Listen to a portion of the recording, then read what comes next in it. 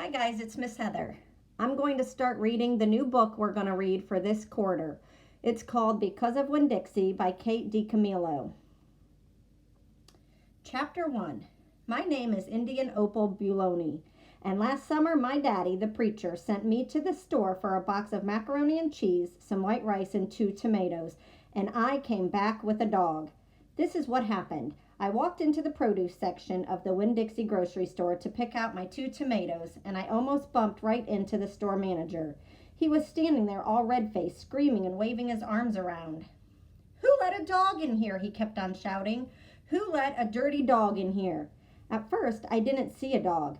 There were just a lot of vegetables rolling around on the floor. Tomatoes and onions and green peppers, and there was what seemed like a whole army of Winn-Dixie employees running around waving their arms just the same way the store manager was waving his.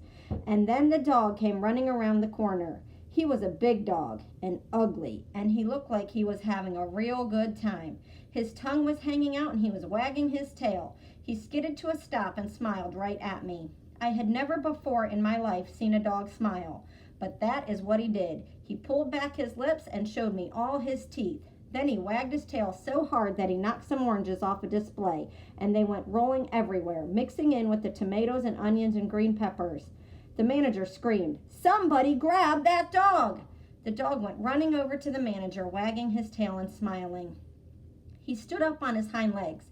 You could tell that all he wanted to do was get face to face with the manager and thank him for the good time he was having in the produce department. But somehow he ended up knocking the manager over, and the manager must have been having a bad day because lying there on the floor, right in front of everybody, he started to cry. The dog leaned over him, real concerned, and licked his face. "Please," said the manager, "somebody call the pound." "Wait a minute," I hollered. "That's my dog. Don't call the pound." All Winn-Dixie employees turned around and looked at me, and I knew I had done something big, and maybe stupid too.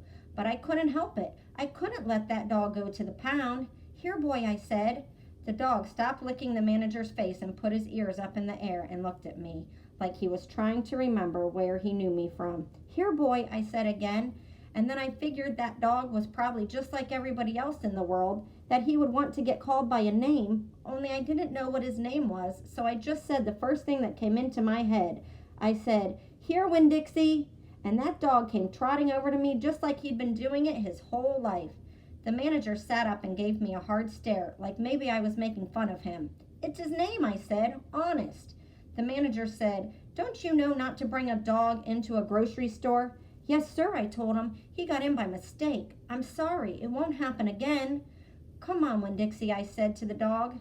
I started walking and he followed along behind me as I went out of the produce department and down the cereal aisle and past all the cashiers and out the door.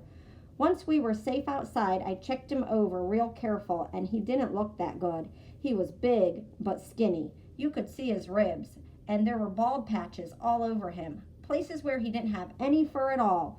Mostly he looked like a big piece of old brown carpet that had been left out in the rain.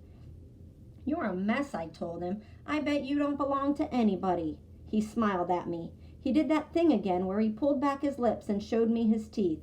He smiled so big that it made him sneeze. It was like he was saying, "I know I'm a mess. Isn't it funny?" It's hard not to immediately fall in love with a dog who has a good sense of humor.